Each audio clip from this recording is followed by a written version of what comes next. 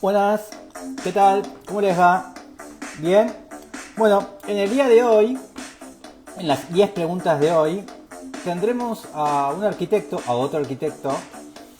Esta vez viajaré a Córdoba. Hola, ¿cómo les va? Viajaré a Córdoba, a la ciudad de Córdoba, a Córdoba capital, como dicen ellos, y entrevistaré a Ricardo Sergiotti, del estudio Rovera Sergiotti. Así que apenas ellos se conecten, vamos a iniciar con las 10 preguntas y vamos a ver cómo está la ciudad de Córdoba y qué está sucediendo por allá. Le voy a mandar un recordatorio, así ingresan.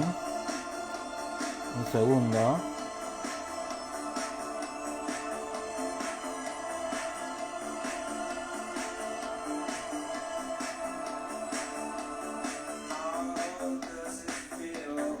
Así que apenas Ricardo se conecte, Ricardo Sergiotti, vamos a empezar con las 10 preguntas de hoy.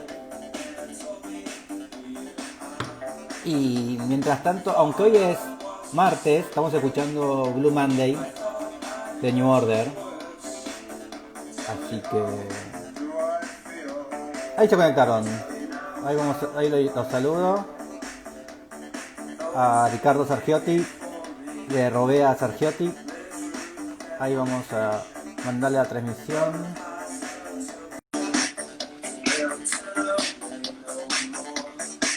Ahí va.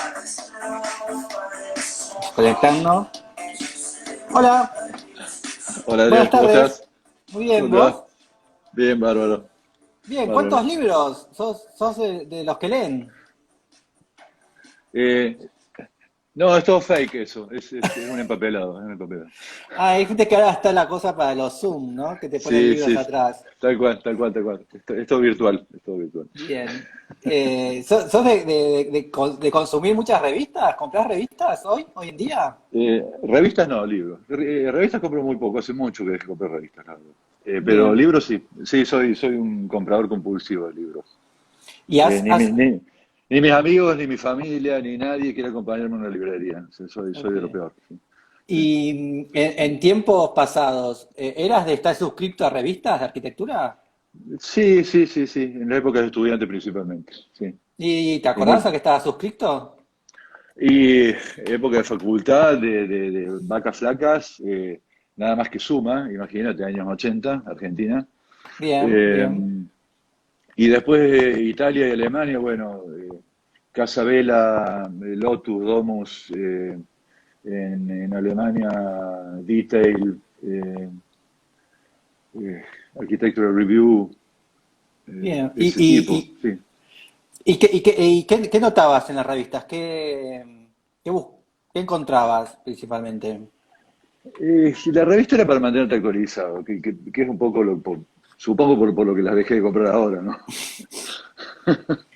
O por lo menos en los últimos tiempos, que fue la pérdida del afán por el día a día, por el estar al día, digamos, esa manía o esa paranoia del día a día, Sí. de estar al día.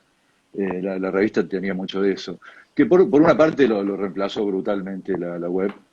Mm. Eh, Eh, y, y la verdad que dejó de interesarme. Por otra parte, es un volumen terrible, o sea, los tengo todas, gran parte Sí, de es esas revistas verdad. las tengo todas depositadas en un garage en la casa de mi vieja, que es criminal cuando pienso en la cantidad de papel, volumen y demás que hay ahí dando vueltas y que no se vuelve a tomar.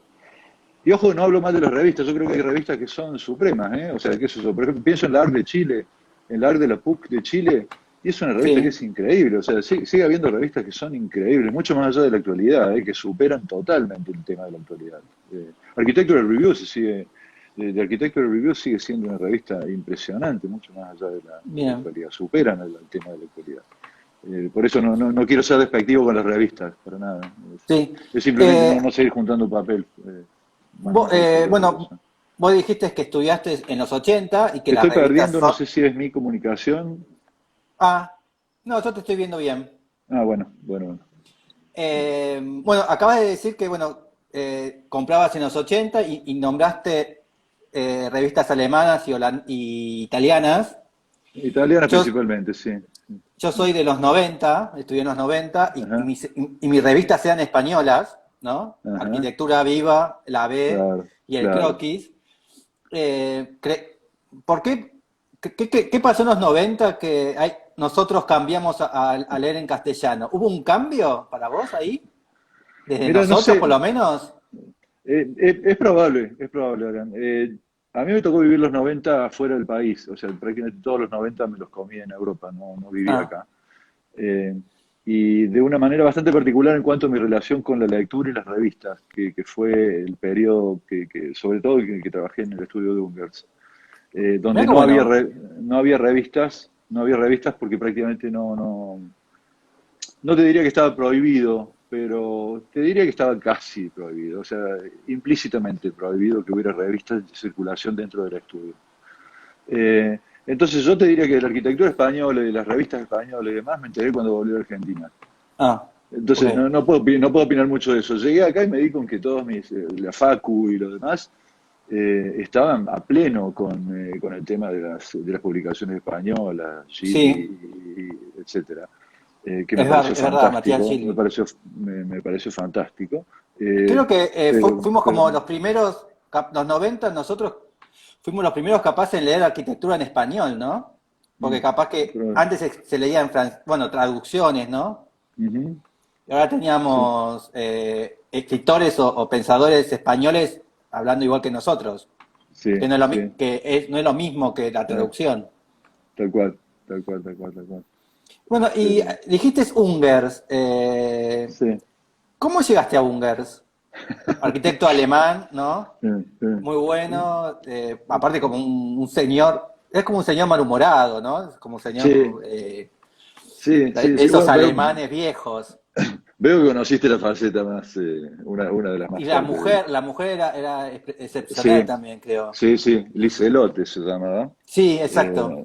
Digo se Y llamaba porque lamentablemente murieron ambos. El hijo, éramos amigos, ta- Simón se Ungers, mató también, ¿no? se En mató la casa T. sí, lamentablemente. Eh, Mi hijo se llama Simón por él, justamente. ¿En serio? Sí, sí, sí. Eh, ¿Cómo llegué? Vos es un periplo complicado. No sé cuánto tiempo tenemos, porque por ahí me pongo a hablar boludeces y te llevo demasiado Una hora largo. se corta. Ok, ok. Si nos quedamos sin alguna de tus preguntas, veremos. No pasa nada. Te las paso por WhatsApp después. Dale. Yo trabajaba en Milán, es donde había ido a hacer mi tesis. Y mientras trabajaba en Milán, estuve 2 años y medio en realidad. Se hizo una tesis bastante larga porque trabajaba para subsistir, digamos. No fui becado, no fui bancado, tenía que laburar y trabajé en distintos estudios en Milán. Entre esos, en uno con una compañera de trabajo que era la novia de Walter Nubel, un buen arquitecto alemán que estaba trabajando en el estudio de Gregotti en Milán. Te la cuento porque Walter Nubel daba clases con Luigi Snozzi en Lausanne, Mm, ahí en Suiza muy cerca, o sea, viajaba 2 veces por semana, 2 años. Cuando a mí ya había presentado la tesis en Milán, etcétera, se me plantea la opción, no la opción, pero las posibilidades de quedarme en Europa o volverme a la Argentina. En esa época, estamos hablando del 89. sí, eh, mejor quedarse.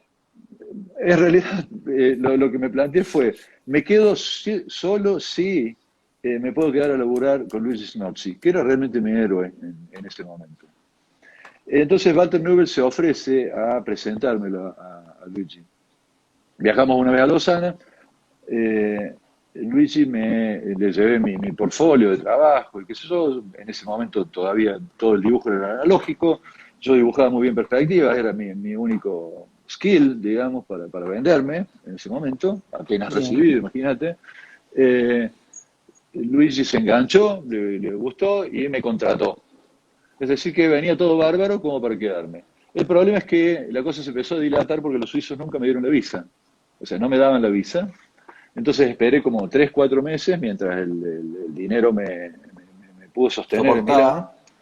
Entonces me volví a Córdoba con la esperanza de que saliera la visa en algún momento y a los 3 meses o 4 de estar acá me llaman del estudio de Snoxy para decirme que lamentablemente se había denegado la visa. Los suizos en eso son terriblemente suizos.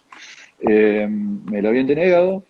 Así que bueno, fue un bajón, pero ese bajón vino con la cola de que Walter había sido elegido para dirigir el estudio de Ungers en Alemania, en Frankfurt en particular. Entonces, Walter, al enterarse de eso, me ofrece volverme a Europa para laburar en su nuevo staff del estudio de Ungers. Y así Ah, muy que armé bueno. las valijas y en menos de 7 meses de estar en Córdoba me volví a Europa, pero al estudio de Ungers. Ahí lo Ese es tenés, Ungers, para los que no hablando. lo conocen. Conoce- sí, Bien. Aparte es un conocido como señor Homo. que hizo que hizo de todo, ¿no? Sí, Porque empezó de un modo, terminó de otro. sí, Esos tipos sí. que no Él saltaron a una empezó, idea, ¿no? formó parte. Fue moderno, fue Sí. Ahí tenés, posmoderno. sí. Ahí tenés una perspectiva que hice yo, ahí te pasaste una perspectiva que hice yo. Yo le dibujaba las perspectivas, ¿Esa? ahí te pasaste una de un rascacielos. No, no, esa en particular no, esa del rascacielos, que son unos croquis ahí, pero no importa, porque le dibujé muchísimas perspectivas. Esa vez de los dos rascacielos que pasaste que son muy, bueno, no importa, Sí. no importa. Eh, Esta. es un tipo, no, eso es Ah, una maqueta. es verdad. Ungers formó parte del Team 10. O sea, Sí. imagínate por dónde arrancó. Esa sí la hice yo, por ejemplo. Esa era ese es un concurso que ganamos para la Ahí Feria estás de vos. Berlín. Ya Sí, lo colgaste vos. sí. Esa, eran perspectivas que hacía sobre papel vegetal y terminaba dibujando en Rotring. Imagínate el grado de paranoia, de locura que tenías que tener para dibujar ¿Y eso a mano. ¿Y cuánto tiempo tardabas bueno, ahí tardaste 6 años, pero no creo que 6 años en el mismo dibujo. Pero No, no, hice varios de ¿cuánto eso, hice varios. estuviste? ¿Cuánto estuviste haciendo Estuve, eso? ¿Cuánto te llevaba ese dibujo? y qué sé yo, mientras hacía el concurso, por ejemplo, para este concurso voy a haber hecho 4 perspectivas de esas, y en el concurso habremos estado laburando 2 meses, es decir, y no estuve laburando nada más que las perspectivas. O sea, ponele 10 días cada perspectiva. ¿Y 10 eso días cada qué, perspectiva. qué era? ¿Una uno? ¿Qué tamaño era eso? Acero normalmente, terminan siendo acero. Eran Bien. hojas y hojas, o sea, la superposición de layers que hacía, empezabas con una hoja de papel croquis en lápiz, le superponías otra, otra y otra y otra. Y tengo muchos de esos originales, vos sabés conmigo, los originales en lápiz, que son muy lindos. Tengo varios conmigo acá dando vueltas, pensando alguna vez van a hacer una muestra con eso. Están Y buenos. por último, ese es el hijo, Simón, Claro, que ese es tiene dos Simón. casas, creo, Sí, que venía muy bien aparentemente, sí. pero, Simón se pero formó en Cornell sí. cuando Ungers se fue a Estados Unidos, que fue decano de Cornell. Simón se formó allá y se quedó, fue medalla de oro el Cornell. Simón era un tipo talentosísimo, talentosísimo. Y tiene muy, muy lindas obras digamos, conceptual, land Sí, art y demás. Y tuve la suerte de era más conocerlo y famoso medio. como artista visual que como Sí, arquitecto el sí, hijo. sí, sí, sí. Y vos sabés que tuve la suerte de conocerlo porque a mí me tocó laburar en la embajada alemana en Washington, que fue uno de los últimos laburos de Ungers, eh, en la que, como Simón se quedó viviendo en Estados Unidos, se quedó viviendo en New York, nos tocó interactuar varias veces en Estados Unidos con él. Por otra parte, él diseñó algo del arte aplicado que tiene la embajada. Entonces nos vimos varias veces ahí. Era un tipo fascinante, fascinante, realmente lo de Simón era divino, Sí. divino, era un tipo divino. Lamentablemente después de la caída del muro y después de que yo me volví inclusive de Alemania, yo me volví en el 96 de Alemania, él volvió un poco a Berlín, pero sé que tenía trastornos de Depresión. de depresión, Sí, sí. era Eh, depresivo. sí, y murió La muy sufrió joven, la verdad. mucho. Sí, sí, Sí. sí, sí, murió muy joven, muy, muy Sí, todo joven. esto yo lo sé, yo lo sé porque hará 2 o 3 años trabajé con una arquitecta, con Susana Mullman, no sé si la conoces, que No hizo una conozco. entrevista a Ungers en los 90, en medio de los Ajá, 90. Y bueno, y estaba produciendo entrevistas y le hice una entrevista a ella y hará pocos años trabajé con ella para en la traducción y cosas de la Ajá, entrevista. ajá. Y una cosa que las preguntas siempre al final terminaba, ¿qué era lo más lindo que usted ha hecho? O no, una cosa así. Y él le dice a mi mujer, haber tenido a mi mujer, algo así, dice. Sí. Eran Como, inseparables, era un tándem increíble. Con Frau Lo le decíamos nosotros, sí. Licelote era su nombre, le decíamos Frau Lo. Entonces Eh, cuando dijo eso, dije, tengo que conocer a la señora esta. Entonces empecé a googlear, a Wikipedia, creo ajá, que tenía como sí, una biblioteca, ¿no? Manejaba la biblioteca de él. sí. Pues es que era fascinante, se dice que es la biblioteca privada de arquitectura más grande del Sí, mundo. eso estuve. Eh, Y ahora la maneja la tiene, hija, ¿no? sí, sí, sí, la hija mayor. Sí. Y tiene una colección de arte contemporáneo y antiguo que no se puede creer, no te imaginas las obras que tiene. Era amigo desde Serra para abajo, quien quieras, o sea, era amigo de prácticamente todos los artistas plásticos Así que que uno eso escucha. fue tu mayor formación, Y haber fue, estado ahí. no sé si el mayor, probablemente la más pesada que tuve, o sea, sin dudas, sin dudas, sin dudas. ¿Y con él Me podías hablar costó, tranquilamente o era un no, intachable? sí, era jodidísimo, jodidísimo, muy jodido, pero yo tuve una suerte terrible en eso, Adrián, porque yo entré sin saber hablar alemán, hablando un inglés pésimo, paupérrimo, mal trazado, qué sé yo, mal. Cuando yo pienso cuando entré a ese estudio, digo, era un Sí. bicho raro, pero sabía dibujar muy bien. Sabía dibujar perspectivas y estaba sentado, estábamos en un estudio, el estudio de Frankfurt era de unas 15 personas más o menos, casi todos de la misma edad, éramos jóvenes, salvo Walter que era el capo estudio, éramos casi todos jóvenes, pero tipos muy bien armados, muy bien formados, en lo técnico principalmente, lo conocían a Unger desde siempre, yo lo conocía muy poco. Eh, pero como me metieron enseguida en el grupo que hacía concursos internacionales y demás, y Ah, enseguida me metí a hacer perspectivas, primero hacía a mano, hacía croquis a mano, y después me puse a armar esas perspectivas en acero, el tipo cuando venía al estudio y quería hablar sobre los proyectos se sentaba en el tablero mío. Entonces, claro, era la porque envidia, era el que hacía la perspectiva, era la envidia, claro, era la envidia de todo el ¿Y estudio, le porque dice, podías? cómo este flaco que recién llega, que no habla un carajo? Unger se sienta y habla con él de esto, y claro, hablaba de las Mm. 15 palabras que me decía, entendía tres. Y ¿Y lo le podías mismo, decir algo como, esta línea no es no, mejor? ¿Te aceptaba o no se le podía decir nada? después del tercer, cuarto año probablemente Ah, empecé a decir esta línea. ok. O sea, de la época de la embajada alemana en Washington, en la que sí empecé a ganar Confianza. un pequeño respeto, confianza, sí. Ok, bien. Por ejemplo, la Bueno, época de la... sí. No, Decime. perdón. La No, época. él terminó haciendo una casa que fue una de las más publicadas, que fue su última casa, una casa conocida como la Casa Sin Atributos, que si la Bueno, googleás la vas a encontrar porque realmente fue de lo más publicado, porque es su última casa. Y que es una casa que está basada prácticamente en todo lo que fueron las discusiones de la construcción de la embajada alemana en Washington. está. Esa. Que es una maravilla. La verdad que es la síntesis final de lo que Ungers llegó a hacer en su último tiempo. Eh, es realmente prácticamente la expresión mínima a la que se podía llegar con una casa. Está todo oculto en esas dobles paredes. Eh, y cada tanto venía, porque eso se lo estaba haciendo en Colonia, al frente de su vieja casa, en el mismo barrio, y cada tanto venía y discutía los detalles constructivos conmigo, porque estaba basada en lo que habían sido los detalles constructivos de la embajada alemana. Y la embajada alemana en realidad tiene un parecer mucho más postmodern, porque había sido diseñada originalmente a fines de los 80. Sí. Pero en esta, como no tenía más esa presión del postmodern y de decisiones anteriores y demás, pudo, nada, hacer lo que quería. Y encima lo hacía para él.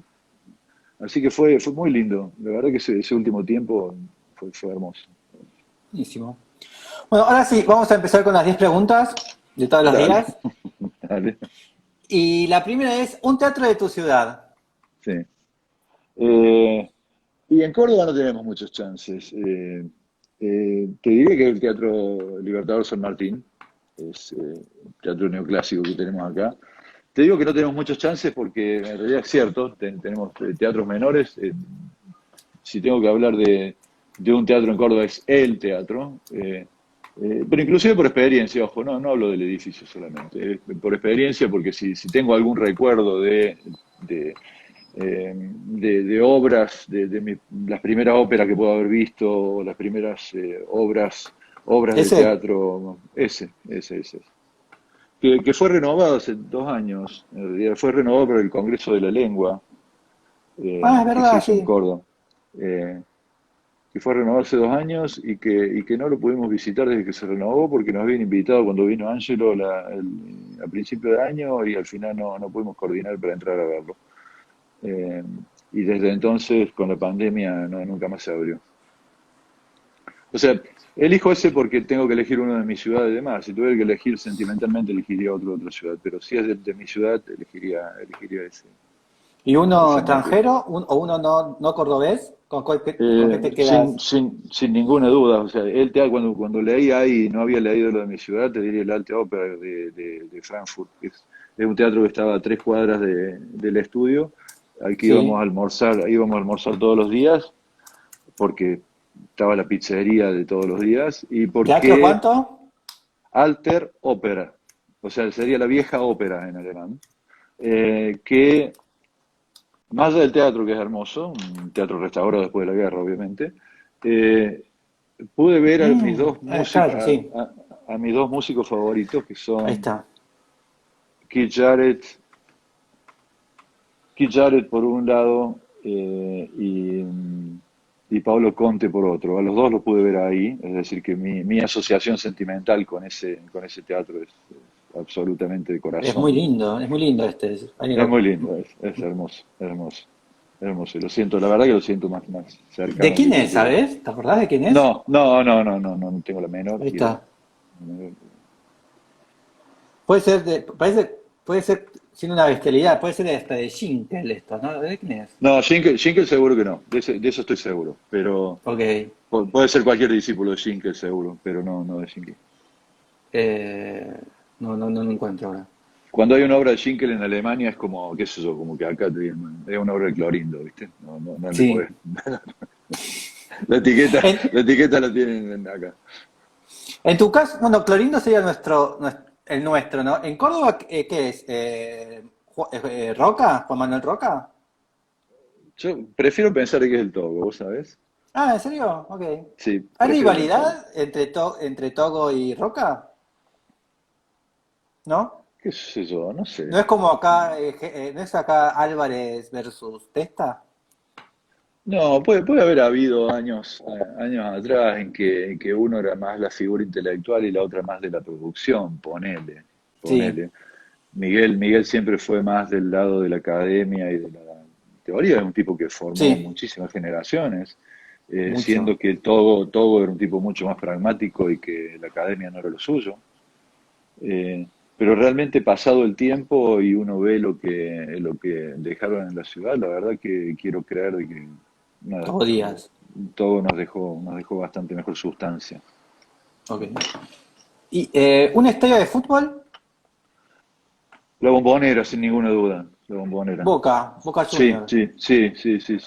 Y no sé, es una combinación entre el estadio y el recuerdo y la sensación y feeling de mi primera vez en un estadio grande, hincha de Boca, en un estadio grande en la Popular de la 12, con mi viejo, mediados de la década de los 70, muy chico yo, Sí, y sentir de que ese hormigón podía temblar. O sea, y acordarme de los tipos ahí estos está. agarrados de las banderas, dirigiendo a los otros y mirando hacia arriba, en una época, quiero creer, todavía bastante más inocente que la actual, en que no se le vendía a los suecos y a los noruegos que venían a hacer turismo a los estadios, sino que podías Sí. caminar por ahí comiéndote un pancho.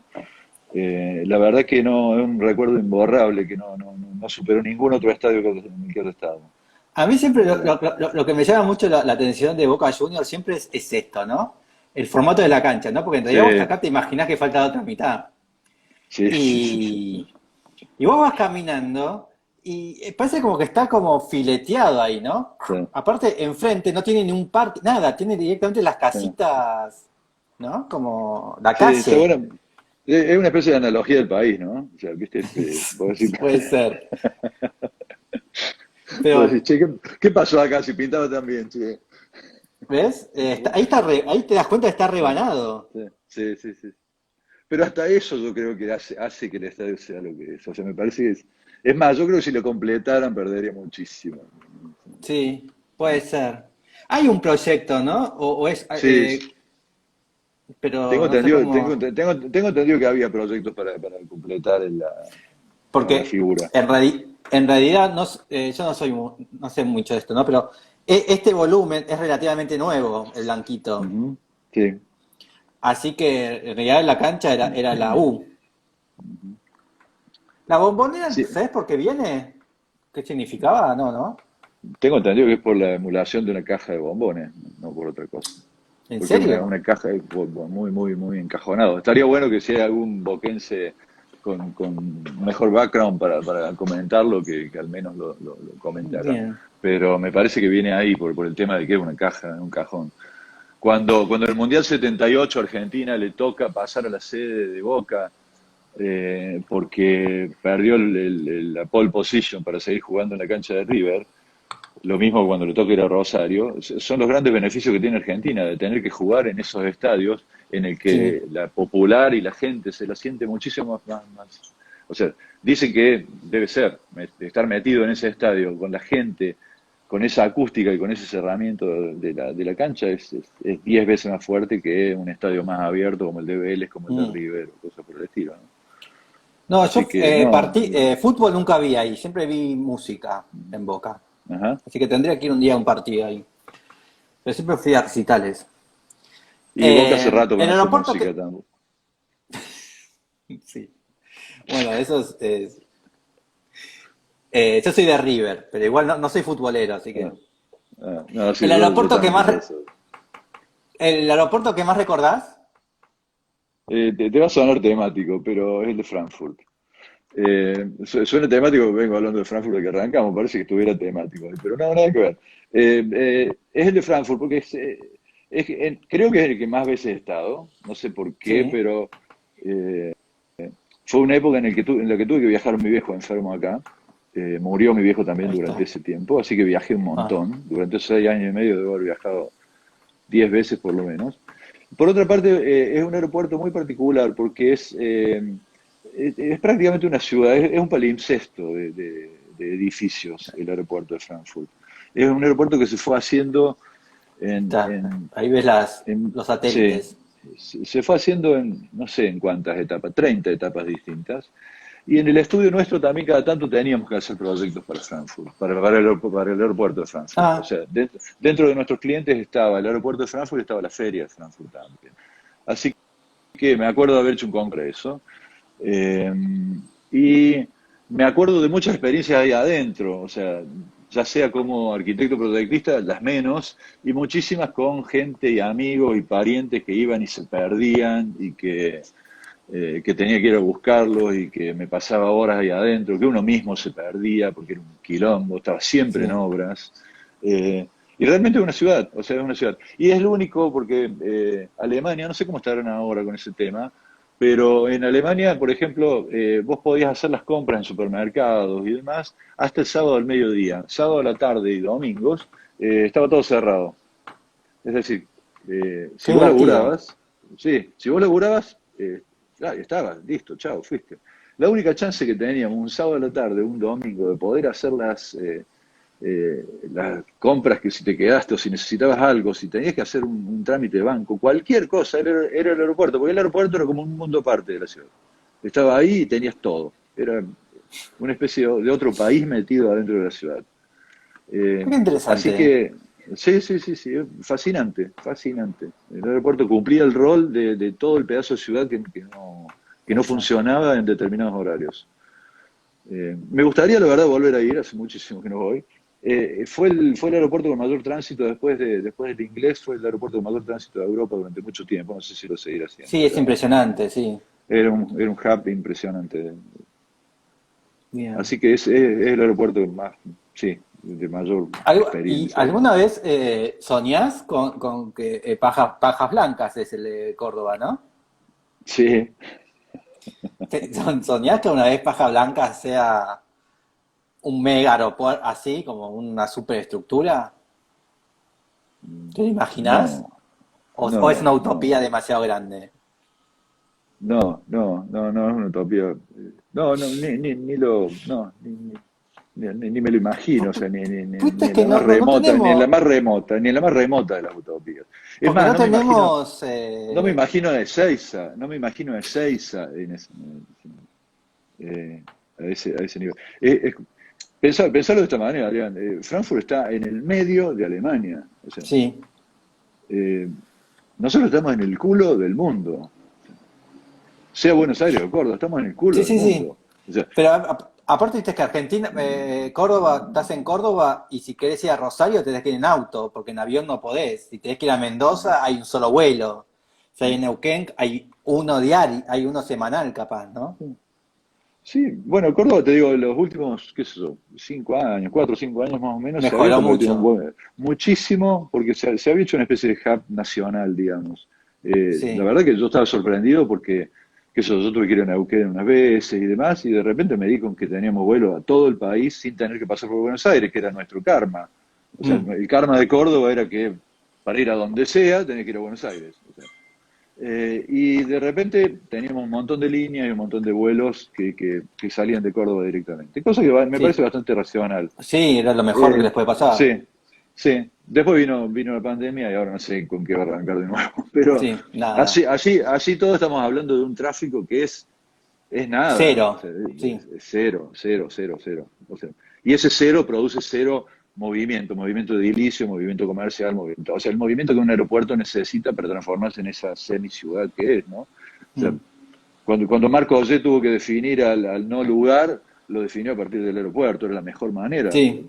O esa famosa película que no me acuerdo el nombre, pero tengo menos memoria que una Ah, medusa. la de Tom ¿Cómo se llama? Hanks, La de Tom Hanks, la que vive en el aeropuerto. la del inmigrante que queda varado en el aeropuerto y que prácticamente puede desarrollar su vida ahí adentro ese mundo de aeropuertos Es excelente esa película. es genial, pero es solo concebible en ese tipo de aeropuerto, en esa escala de cosas, ¿no? Mm. Además, la película está muy bien hecha porque tampoco el aeropuerto, sabes dónde está él, en qué aeropuerto verdadero, ¿no? Mm. Es como que uno sabe que es en Estados Unidos, pero puede ser cualquier parte del mundo la situación. Sí, sí, sí. Porque creo que el país que él va es inventado y el lugar donde está también creo que es Eh, inventado. Un edificio español.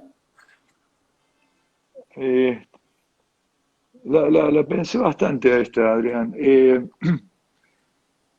Me voy a poner voy a tratar de sacarme la deformación profesional para esto, ¿no? No me voy a poner en arquitecto, sino en ser humano. Eh, Perfecto. elijo no un edificio, sino en realidad es un complejo, no es un edificio, que es la Alhambra de Granada. Ok, sí.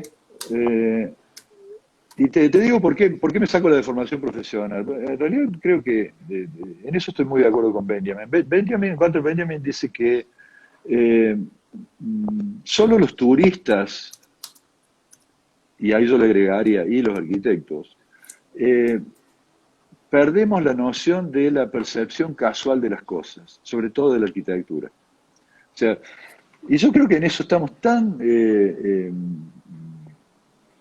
mal formados, llamales, si quieres llamarlo de alguna manera, ¿no? Mal formados, en acercarnos a las cosas y dejar de experimentarlas de una manera natural, casual, Ujú. que nos perdemos realmente gran parte del valor de las cosas, simplemente porque nos acercamos a la arquitectura no con el afán de experimentar lo que ahí pueda suceder o lo que nosotros podamos sentir o pasar, sino porque vamos a buscar o a corroborar lo que nos dijeron que tenemos que corroborar, tal como lo hace un Sí. turista cuando se acerca para ver si lo que decía el folleto es realmente así o no, y sacarle una foto que sea lo más parecida a lo que el folleto vio.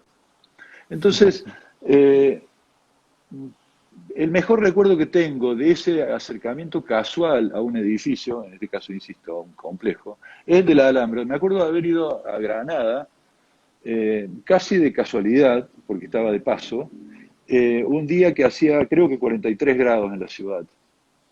43 grados, en serio. Y subimos caminando a la Alhambra y apenas transpusimos o nos fuimos acercando, y te estoy hablando de fines de los años 80, es decir, mucho antes de las últimas intervenciones y todas estas cosas nuevas que se están planeando y demás, eh, entré y disfruté esas 3 4 horas en las que estuve caminando de adentro como si hubiera estado en un aire acondicionado abierto. Pero bueno, Disfruté de la armonía, de la sombra, de la frescura, del ruido del agua, de la gente, del sonido, de la reverberación, pero también del eco y también de la no reverberación en determinados lugares, de la preciosidad de la ejecución de las cosas, eh, de la luz ni hablar. O sea, sinceramente salí de ahí sin haber entrado con esa motivación enfermizamente arquitectónica, salí de ahí con el alma llena, digamos. claro, muy bueno. Eso, entonces, realmente si tengo que elegir un edificio, elijo la Alhambra. De los que conozco, Bien. obviamente. Y conozco Sí. muchísimos edificios maravillosos de España, pero que los fui a ver como arquitecto, Sí, lamentablemente. es verdad que entonces cuando he tenido las pocas veces, ¿viste? Cuando viajás, siempre trato como, sí estoy como un mes antes buscando por Google todo, ¿no? Tipo, pero después cuando llego al lugar, tipo, me olvido de todo lo que busqué, es muy raro, y digo, bueno, salgo a caminar, ¿no? Caminar, y después ahí, bueno, después vas viendo, ah, esto es, y te acordás, ¿no? Bueno, lo pasé, pero como que trato siempre de ser como, bueno, que me vaya llevando, ¿no? Bueno, si veo una Ujú. aguja de una catedral gótica, bueno, voy a ir caminando atrás de la catedral, ¿no? Y así Ujú. sucesivamente. Sí, Capaz que en Europa es muy fácil por el tema de las iglesias, ¿no? Porque buscas es el centro, ¿no? Es como que vas, claro. Sí, sí. pero está Sí, bueno eso. es más la idea del flaneur, ¿no? Del flaneur Sí. que camina y disfruta, ¿no? No tanto del buscador, de esta cosa compulsiva, obsesiva, de estar buscando la foto, el Sí. detalle, la comprobación, Y, digamos. y algo, no sé si a veces después te sucede lo mismo, pero a mí, es más, me gusta, ahora capaz que ya me olvidé, pero antes de más de chico lo disfruté, lo exponía más, lo expresaba más, que era esto si vos me decías, nos encontramos en, no sé, en Cabildo y La Pampa, yo capaz que no te decía la calle, sino te decía el edificio. Ah, está la Ah, Torre Blanca. sí, Y muchas veces yo voy caminando por Buenos Aires y me voy ubicando por los edificios. ujú. Tipo, si tengo que ir a Santa Fe y Callao, bueno, me voy guiando por la cúpula Entonces, ¿vos sos eso de marcarte la ciudad de Córdoba con Sí, edificios? Ah, sí, sí, sí, sí, sí, sí. Y vos sabés que me sorprende en eso, Adrián, que cuando hablo con chicos más chicos, que son la mayoría, eh, y trato de usar ese tipo de referencias, los pibes me hablan del local comercial que está en la planta baja, no del edificio, como sí, porque no más, referencia. sí, exacto, es lo que hacía yo, pero bueno, Claro. después vas Pero aprendiendo, es un digo, edificio cuando digo algo. dónde vivo yo vivo frente a Plaza España, y digo, el edificio ese de Jaime Roca, blanco, racionalista, que parece un Adolf Loos y qué sé yo, qué sé cuánto. Dice, y se quedan mirando, le digo, el que está arriba del Club de la Milanesa. Ah, ahí, sí, ok, el Club de la Milanesa. ¿Entendés? O sea, Bien. Ah, así sé que es. estás en pleno centro, Plaza España. Estoy sobre Plaza España, sí. Es donde está el oso, ¿no? El oso polar. Exactamente, el oso está al frente del Carafa, del teatro que tengo acá al frente, justamente. Sí, muchos, cuando antes yo preguntaba cuál era el monumento un monumento de tu ciudad, muchos me hablaron del oso polar. La próxima es un edificio que demolerías. Uf, mira, no demolaría ninguno, la verdad, Adrián. Creo que acá prima más una cuestión ética que emocional. Sí, a lo mejor te digo esto porque estoy en un momento de calma y quietud. Por ahí me Sí. agarras en un momento un cacho más emocional y te digo, demolería la mitad de Córdoba, pero con todo gusto, con todo gusto. Eh, pero creo que en realidad tenemos que ser un cachito más consciente que la construcción no solo implica, o la demolición en principio, no solo implica que nos guste o no nos guste, o que quede mal, o que tape tal cosa, o que joda, o que cumpla una determinada función que no es políticamente correcta, o cosas por el estilo, sino que implica un montón, por empezar, de capital, implica un montón de material, eh, implica un montón de gente que estuvo en eso, y que metió su vida a lo mejor en eso, y que realmente pasaría a ser nada, pasaría a desperdiciarse. Y creo que el planeta no se banca más que sigamos moliendo. O sea, si hay algo en lo que los últimos años nos han enseñado y que ya no nos podemos hacer más los boludos, es que el único concepto de ecología válido es la resiliencia. No podemos seguir demoliendo, es una Mm. estupidez absurda. Entonces, si vamos a demoler, tenemos que ser hoy en día tremendamente, nada, más, Rigurosos. quizás más riguroso que cuando vamos a construir, o tan riguroso como cuando vamos a construir. Eh, Hay que, nada, tratar de ingeniársela para reformar lo que sea. Te diría, estaba pensando, porque no quería contestarte esto porque suena demasiado políticamente correcto y me empelotan esas cosas. Eh, pero, por ejemplo, acá al frente mío, en la Plaza España propiamente dicha, en la Rotonda, que había un proyecto de Miguel Ángel Roca de los años 80, plena, no me acuerdo si es plena dictadura, sí, de la famosa Plaza de España. El gobierno pasado, el gobierno de la intendencia pasada, entre toda una estupidez que hizo por acá bajo un túnel y demás, Ah, eh, sí, sí, aprovechó para, ya que estamos, ya que el excavamos túnel ahí, ese. claro, ya que excavamos ahí, ya que tenemos la topadora, hagamos un centro cultural subterráneo. Un centro, eso que ves ahí, eso que estás mostrando ahí. Bueno, eso, por ejemplo, sí, sin duda es que no estaría mal, porque uno lo podría desarmar en realidad, no sería demoler en ese caso, esa estructura. La podríamos desarmar tranquilamente y reutilizar en algún otro lugar que sea útil para algo, y no que quede ahí como una muestra, como un dinosaurio para las próximas generaciones, que va a quedar absolutamente inútil. Nosotros tenemos 7 museos en un radio de 6 cuadras acá alrededor Sí, mío, eso también me comentaron una vez. que en realidad que está bárbaro que tengamos, es una maravilla, me siento súper orgulloso, pero también me siento bastante deprimido cuando veo de que no hay presupuesto para poder mantener las veredas de uno solo de esos 7 museos.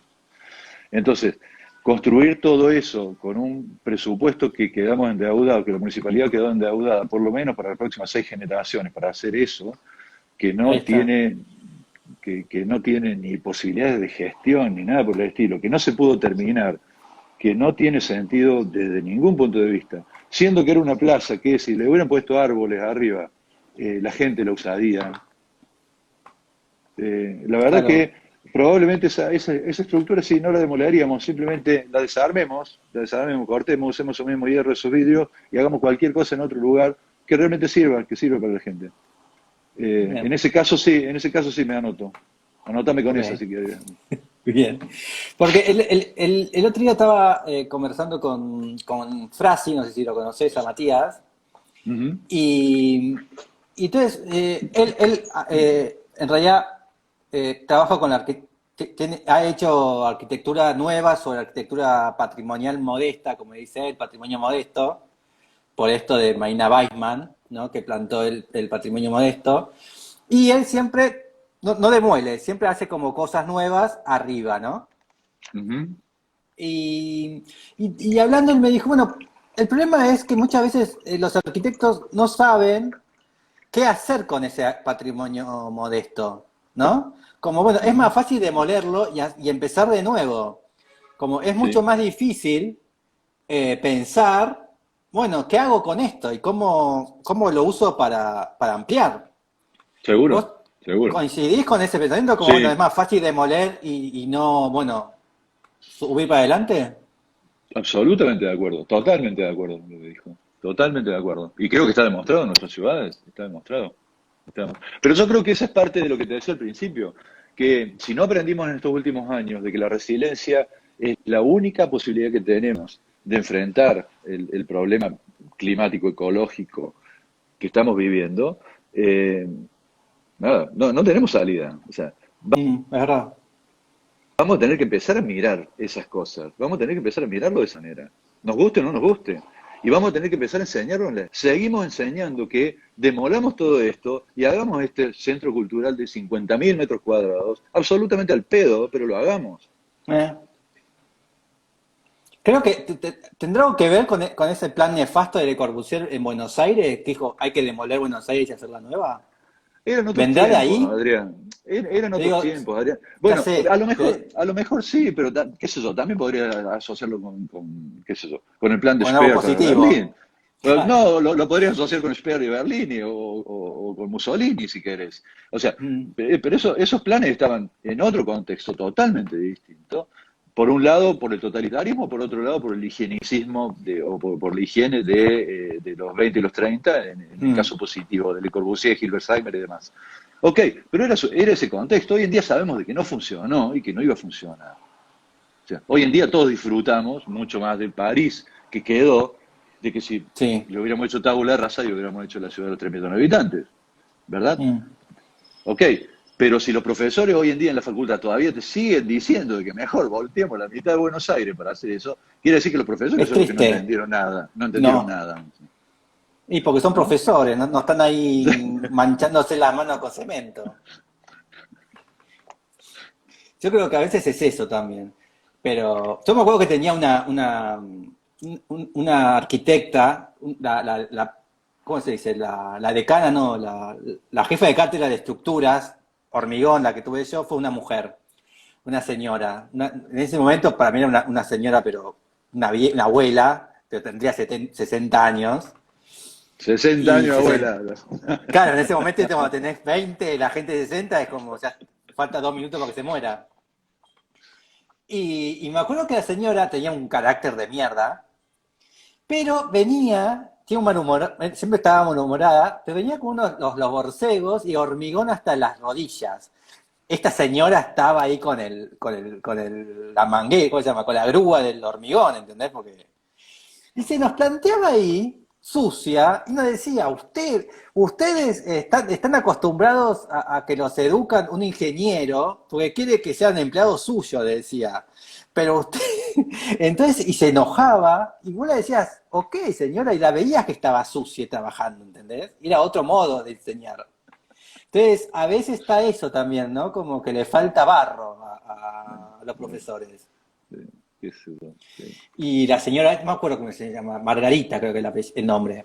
Era un ser maravilloso. Ahora te voy a decir, un director de cine.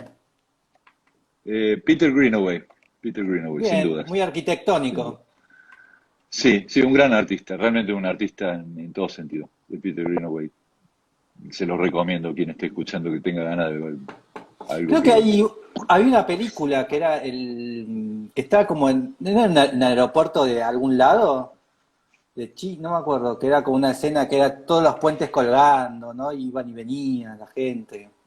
Creo que era. No, no me acuerdo. Bueno, porque él muestra mucho así edificios, ¿no? Como En realidad, ampliaciones. las escenografías de Greenaway son una arquitectura pero, superba. Sí. Sí, las escenografías y la música y las... no, ¿Y es realmente una obra de arte en sí. y con cuál te quedas de todas? Y Escrito medio en el como que cae... cuerpo. No, me cae de cajón el vientre del arquitecto, porque Ah, son demasiadas cosas que me pegan juntas, digamos. O sea, Boulé y la enfermedad del arquitecto justo coincidió con que mi viejo estaba en la misma en ese momento. La música, haber conocido esa música en ese momento, qué sé yo, demasiadas cosas que me pegan ahí. La vi como 5 veces, me acuerdo, en Alemania en ah. ese momento. Eh, pero qué sé yo. Eh, hay otra que es hermosa de él, que es sobre Shakespeare. Oh, Ah, yo sé que sí, tengo una la memoria. tempestad. La Tempestad es magnífica también. Está ese Magnífica. nene que grita, que es nefasto, está cantando, ¿no? En un momento hay un nene Sí, sí, que sí, grita sí, sí, y que sí, tenés sí. ganas de matarlo. Vos sabés que tengo un libro de él donde están sus dibujos de las escenografías. El tipo Oh, dibuja, tiene el trazo en lápiz de arquitecto. Es impresionante, dibuja como dibujaban los arquitectos de los años 50, 60. Y vos lo ves y el tipo se adelantaba a todas las escenografías, pero en dibujo a mano. Es mm. increíble, increíble realmente. Peter Grande. Greenaway, hay una pregunta, si puedes repetir el nombre. Ah, Peter Greenaway. Eh, sí, pues hace poco hizo una película que no vi, que se llama ¿Quién mató a Rembrandt? ¿No? No, sí, Rembrandt yo te no, acuso, que tampoco no la pude ver, sí, pero yo tampoco lo vi. Te digo que no soy sí, muy cineasta, o sea, no soy tan cineasta como quisiera, Adrián. Soy ok. bastante poco sistemático en eso. ¿Un libro a recomendar? Los ensayos de Montaigne, sin dudas, ¿Quién es sin dudas. Montaigne? Tampoco tengo. Montaigne, un francés de fines de 1400, eh, que inventó la palabra Te ensayo fuiste para este lejos. libro. O sea, la palabra ensayo viene de ahí. Sí. Eh, y es de esos libros que no me canso de recomendar porque es de los pocos libros que podés abrirlo en la página que quieras, el día que quieras, en el momento que quieras, y siempre va a estar bien. Eh, Se podría decir que es filosófico, o sea, que habla de filosofía. En realidad es una mezcla de ética y recomendaciones de vida, escrita por este señor de la Francia renacentista o post-renacentista, eh, que es realmente una maravilla. Sinceramente lo tengo, es de esos libros que tenés sobre el hogar, o sea que lo tengo siempre a mano, siempre, siempre a mano, porque lo abra donde lo abra. Me pasa solo con Borges, de esos libros que vos abrís cuando estás un poco por ahí pensativo y decís por dónde sigo la cosa, si estoy escribiendo, si estoy escribiendo de memoria escritiva, donde sea, y quiero encontrar algo, y abrís una página y decís, este tipo me estaba esperando. Bueno, con Montaigne me pasa eso. Así que la verdad que lo recomiendo. Y por otra parte, el solo hecho de haber inventado el ensayo como modo literario y de pensamiento y de escritura, ya de por sí vale todos los galardones posibles. El ensayo no tiene la necesidad del, de la confirmación científica, es decir, el ensayo es lo que Mm. yo pienso sobre una cosa. El ensayo tiene la flexibilidad de poder usar las citas que yo considero para argumentar un tema. Es decir, yo me siento muy identificado, sinceramente, con el ensayo y sin duda que es un aliciente permanente. Ok. Sí, lo recomiendo de corazón. El nombre del libro se llama, ¿qué me Ensayos, están diciendo? ensayos, Ensayos. Ahí está. ensayos. Ahí lo busqué. Ahí está Wikipedia. Ahí está. Marzo de 1580. Ujú. Bien. Está. No, tardo renacimiento. Sí. Ok. Así que la palabra ensayo. Montaigne. La próxima es un artista que admirás.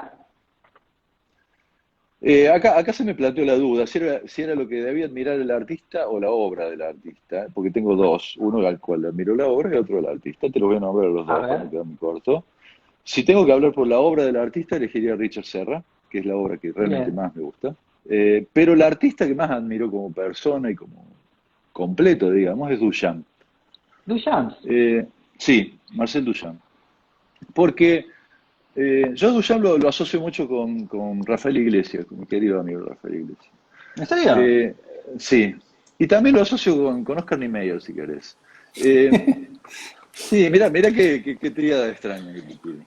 Eh, Duchamp es un tipo que, mucho más allá de su talento impresionante, Ahí está la cara del es- loco. sí, eh, Duchamp lo que quería o lo que descubrió es que lo importante de la vida era la vida, que es lo que siempre se hartó de decir Oscar Niemeyer. Lo importante de la vida es la vida, macho, no me vengan con la arquitectura.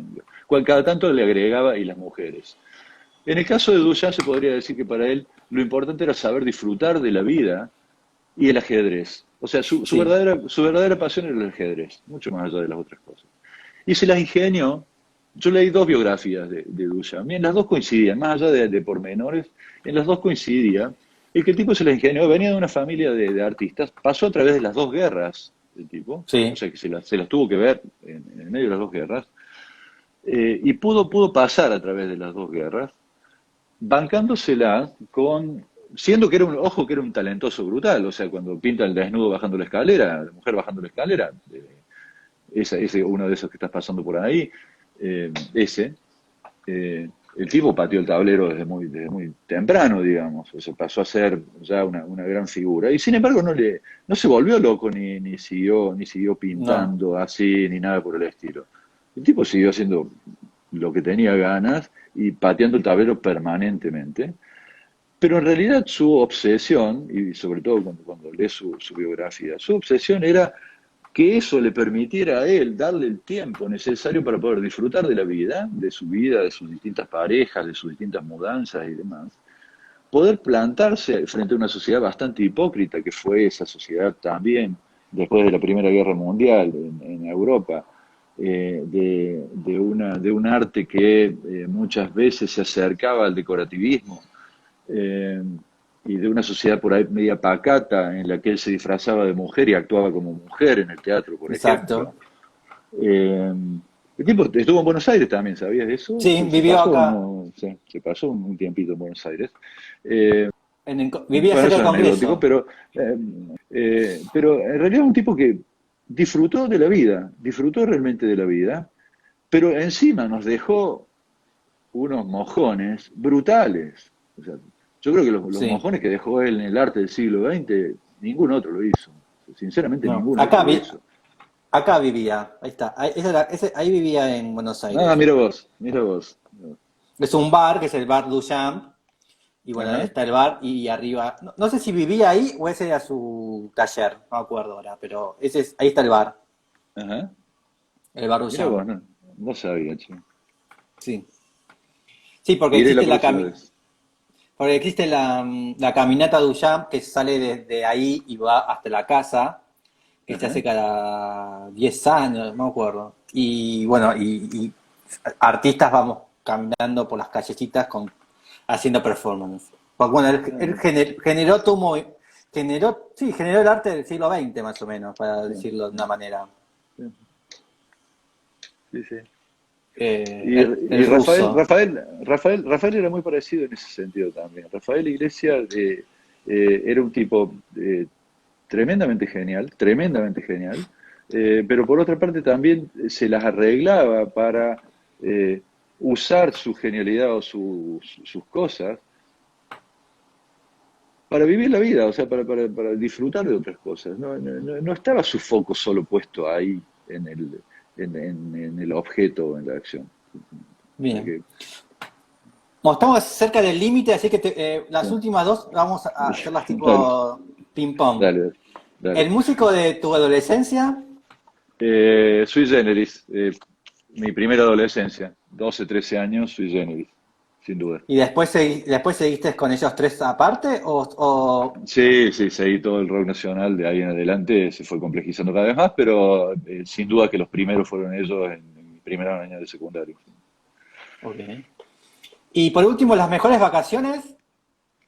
Hace 2 años, a fin de año, las vacaciones quizás las menos planeadas de todas, en una playita por ahí perdida en el sur de Brasil, en una de estas aldeas, sin gran planificación y sin gran espamento, sin nada, con María, 10 días sin pensar en nada antes de Navidad, es decir, con nada de gente, con nada de preparativos, con nada de nada, más que estar tirado en la playa en un lugar paradisíaco. Bien. La verdad que son las Y, mejores como y ocasiones. antes de terminar, porque esto te quería preguntar al principio, pero después fuimos por otro tema. Vi en tu página que has hecho o has convocado a muchos arquitectos para hacer las casas de la cuarentena. Y, Sí, ¿cómo era? ¿La temática cómo era? ¿Cada uno tenía que elegir una casa? sí, sí, sí, sí. Una de las tantas cosas que se nos ocurrió durante ese primer periodo de cuarentena fue invitar a amigos a que cada uno eligiera el lugar donde le gustaría pasar una cuarentena de este tipo. Y, Simplemente eso. y bueno, estuve viendo y eran siempre las mismas, la mala parte, ¿no? Tipo, era como medio, Mm, dale, es un poco más generoso o creativo, sí. pero bueno, son arquitectos argentinos. Y,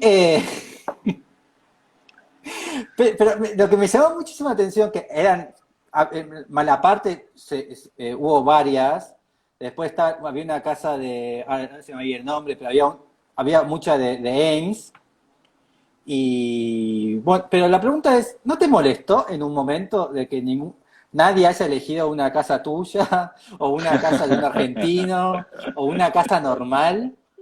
¿No te sentiste como un poco, ¿por qué todos la mala parte? ¿Por qué tan arriba? Nunca algo más en el llano. Porque Es que eso, ninguno pegó una casa de testa.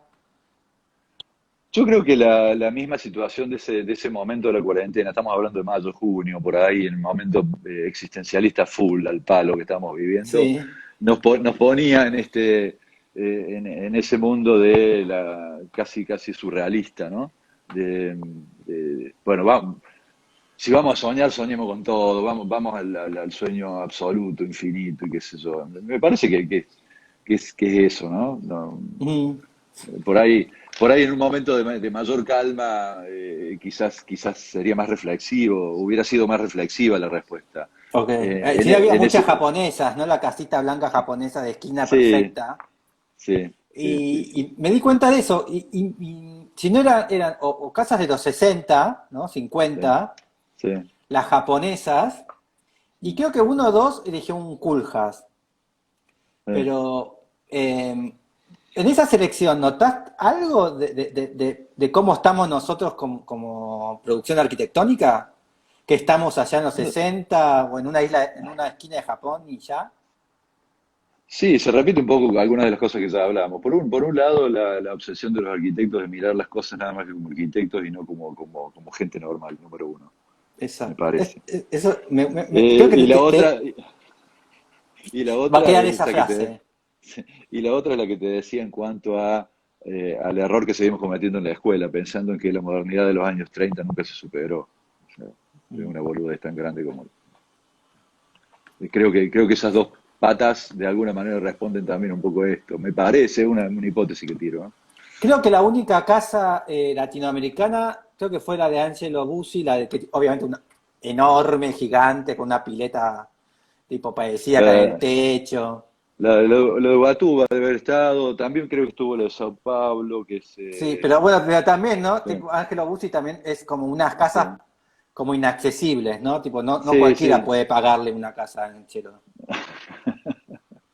¿No? Porque también es Sí, como esa cosa latinoamericana. Viste que la arquitectura hay dos puntos, ¿no? O sí, más una cuestión como están haciendo los ecuatorianos que son geniales, que es algo más natural, sí, o estas cosas paraguayas, brasileras, que son como inaccesibles, ¿no? Para el público en mm, general, mm, que son gigantes. No sé sí, para qué sí, sí. quieren tantos metros cuadrados una casa, pero Sí, ¿no? bueno, para ustedes Sí. mejor.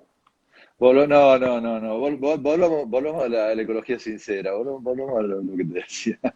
A los ecuatorianos, para mí hay que mirar mucho a Sí, los ecuatorianos que están muy bien. sí. Están haciendo cosas muy lindas, en serio.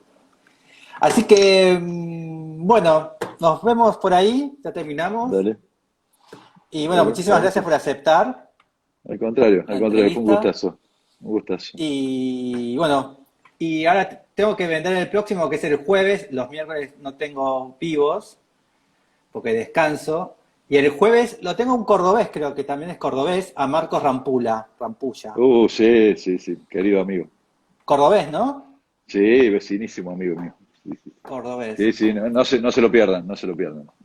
Así que lo voy a tener a él el jueves. Así que bueno, muchísimas gracias. Tené cuidado con lo que decís de Sisa cuando hables con Marco. Ah, sí, eso, porque trabajó con él, ¿no? Sí, sí, sí. Y aparte un discípulo directo. Sí, igual así se lo quiero, ¿eh? Bien, bien, bien, bien. Es imposible no Eh, quererlo, Sisa. no, no, bueno. Y sí que, pero trabajó como trabajaste vos con Ungers. Sí, mucho más tiempo inclusive. Marco trabajó como 10 años Ah, así que tranquilamente te puede haber dicho, la casa la quiero un marrón más tanto. Pude elegir el pero color. Bueno, muchísimas gracias y nos vemos no, entonces el jueves. dale, dale, dale. Chao, Un abrazo. chao a todos, un Chao, chao, abrazo, chao, chao, chao. chao, chao.